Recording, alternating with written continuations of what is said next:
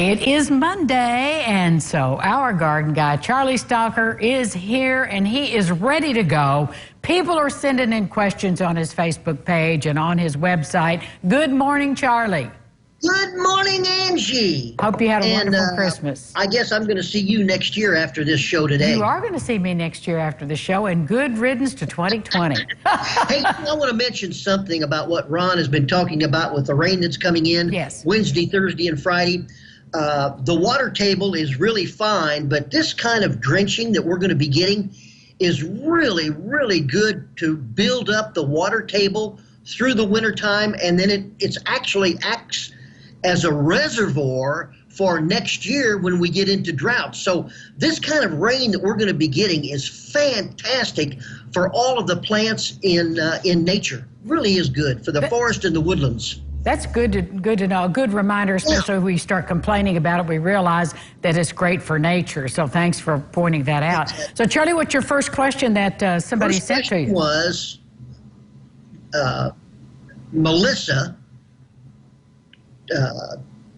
questioned me on Facebook on Hey Garden Guy Charlie Stocker, and she said, you've talked before about coffee grounds. I have been throwing them away, and what should I do with them?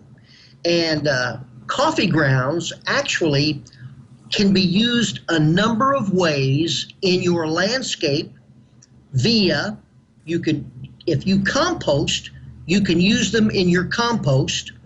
If you want to put them over as a mulch over your landscape plants, as long as it's not 2 to 3 inches thick, but just a light layering, the coffee grounds are very good. And understand that they're 0.5% of nitrogen. So they actually are one of the macronutrients that feed your plant and are important for the photosynthetic process of your plants. So composting, a veneer for a mulch, you can use them and even put them into house plants. So don't throw your coffee grounds away.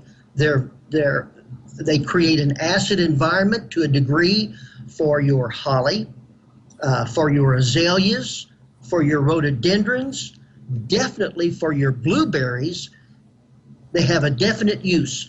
And also, if you have coffee that you don't drink, you can pour that as well over your house plants, over your landscape plants, and it acts as a great acidifier and food for those plants. Wonderful. Well, Michael has called in, and he has a good question for you. When is a good time to plant grass seed in the winter?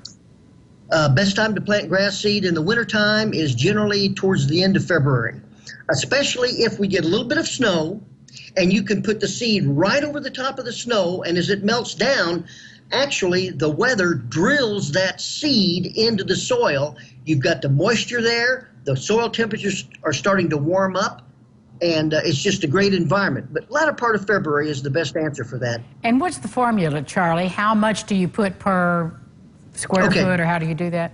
The rule of thumb is if you are renovating your lawn, you want to go with 5 pounds. If you are doing a brand new seeded lawn that is totally raw and just has soil on it, you want to go 10 pounds per 1,000 square foot.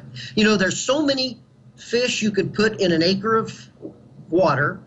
There's so many seeds of corn you could put in an acre of ground, and you don't want to go more than 10 pounds per 1,000 square foot, or those seeds will end up competing with each other and you won't get a good lawn at all. So the German in us wants to go with a whole lot of seed.